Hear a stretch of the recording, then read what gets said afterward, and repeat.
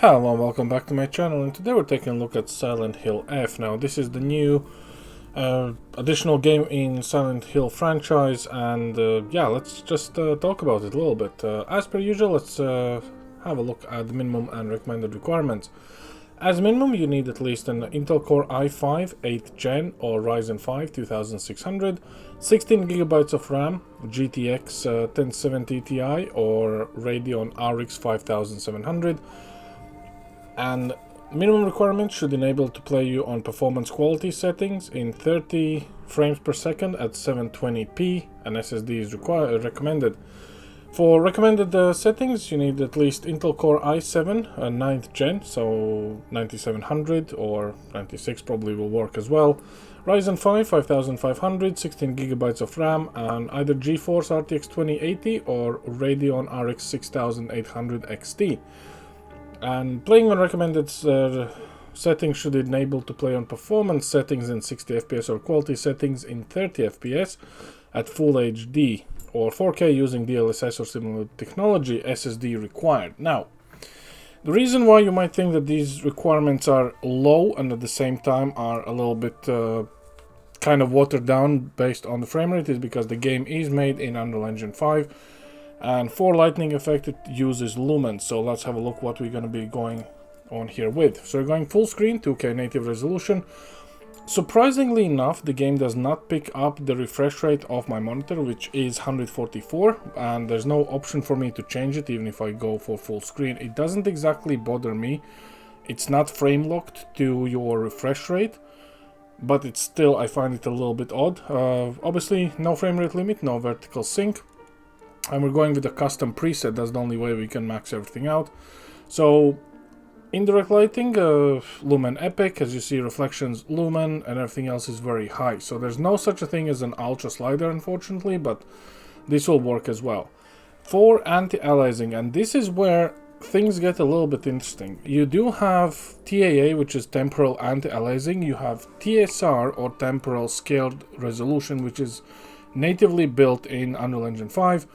You do have a choice for DLSS or FSR, and in all honesty, I believe that this game should be running, or you should be playing it with either DLSS or FSR, because TSR is just not doing a good job in my opinion when it comes to native scaled resolution for Unreal Engine 5, and TAA is as close as we can get to a native resolution with no helpers, so no downscaler, no upscaler.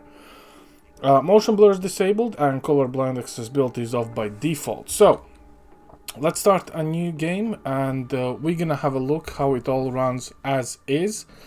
And yeah, that's pretty much all there is. So we're gonna go with the storyline of everything, and obviously this is a deluxe edition, so you can actually have multiple things.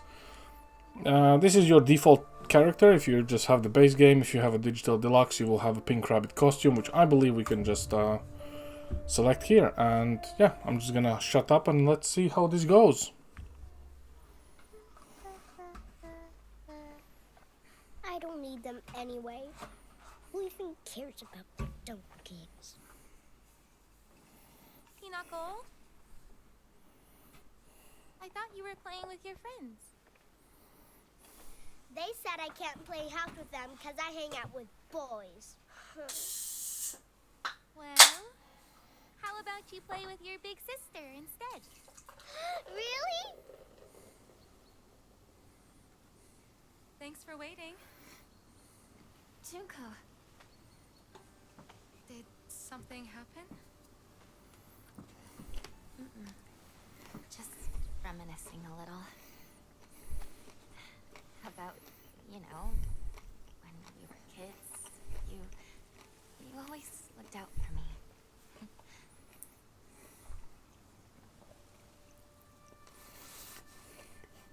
Hinako,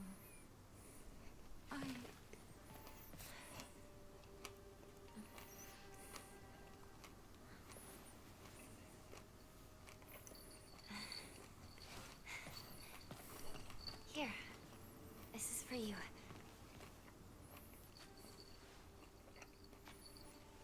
It's beautiful. Thank you.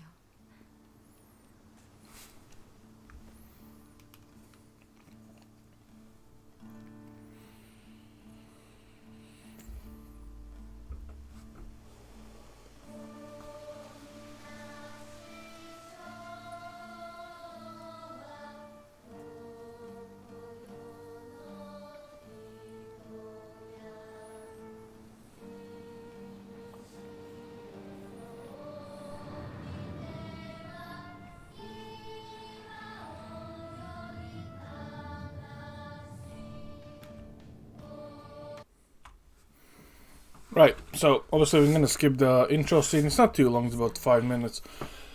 But here we are. Now, a couple things I would like to address. We're pulling 9 gigs of video memory allocated, 10 gigs of actual RAM, and we're sub 60 most of the time. But the problem is, and I know that a lot of people are gonna crucify me for it, but if you look at Hinako's head, where the hair is, you can see when I move it, even on native resolution with no upscalers or downscalers, the hair is literally kind of ghosting out. You can see that the head itself is kind of making these smears, which I honestly think is a very big immersion breaking thing for myself, at least, because if you move your character and you can see the smears, that's just lazy. And considering that this game is made in Unreal Engine 5, most of the assets look okay, but the vegetation is just terrible. Honestly, the vegetation looks way much better in Crysis from 2007. And at that point, you know, this is pretty much all I can say.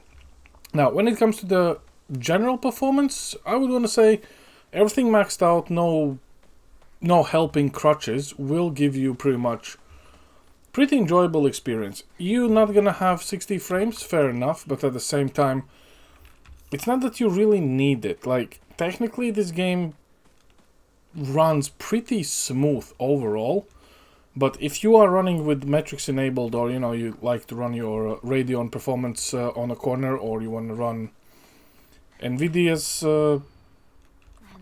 performance metrics and you want to see 60 frames, you will have to use DLSS or FSR. There's simply no other way around it.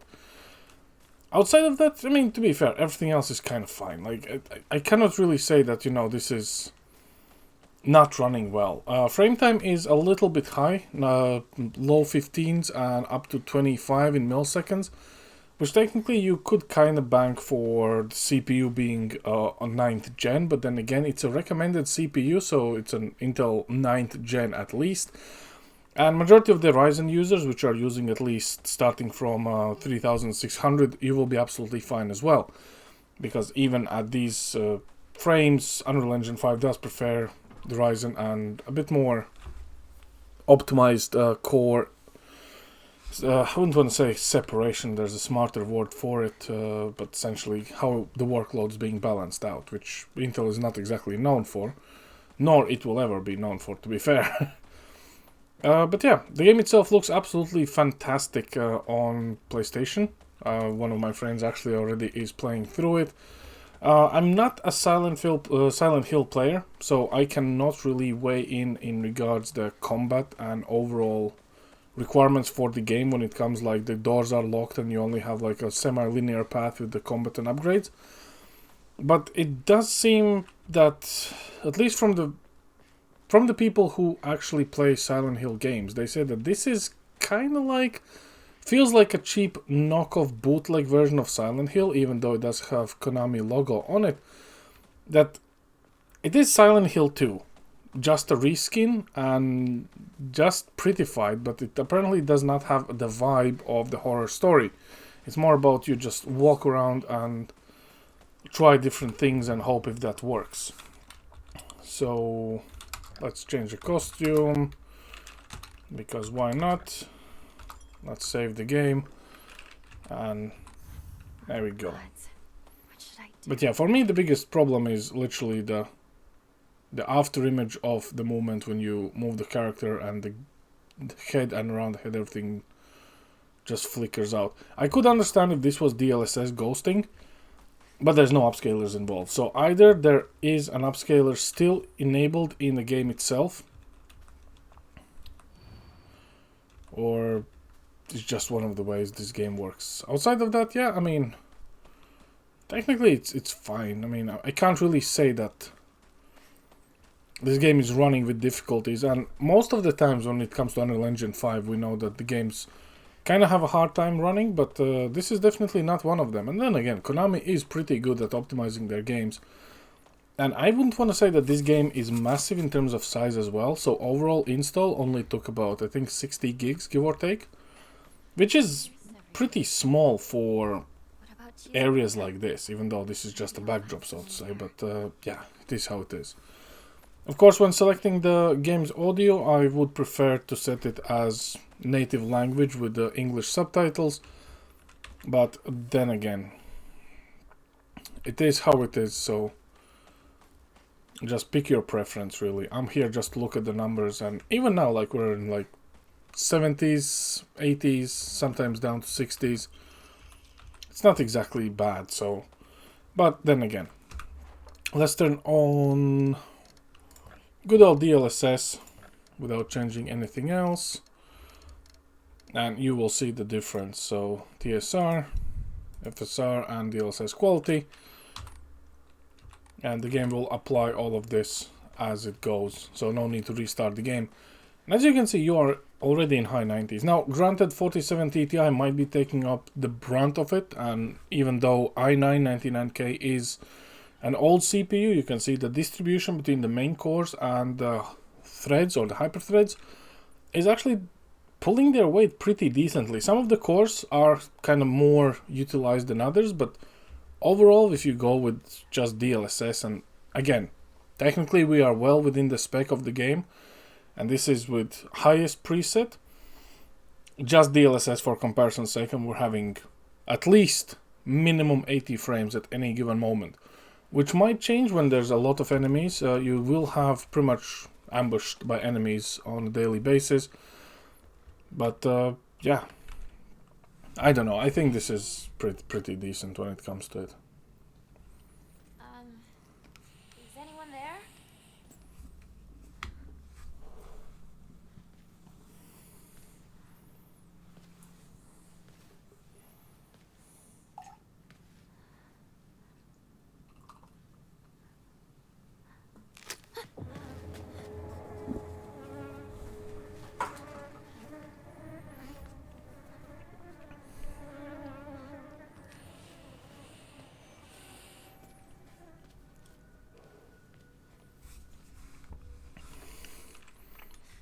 It is a bit weird how the cutscenes are actually limited to like 30 frames, but I would want to say, you know, like, I cannot really say that the game is running bad. Like, it's definitely not, and considering you should be playing this game with, in my opinion, with the controller, because keyboard and mouse feels a little bit odd. Like, you can look around with the mouse, but when you move with a WSD, you're still gonna follow up. Like, with the controller, it's much more natural feel, pretty much like in Resident Evil and Silent Hill, so that would give you a bit more immersed.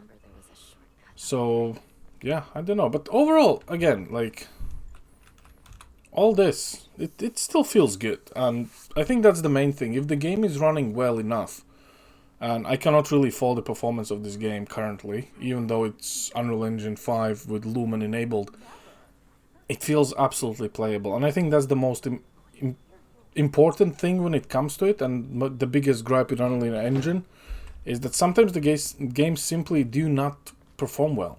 This is not the case. So I know that some people will think these graphics look amazing. For me, it's just an Unreal Engine 5 asset flips, but then again, everything is an asset flip when you look at it. Like, every game, every franchise will reuse assets or use whatever available in store.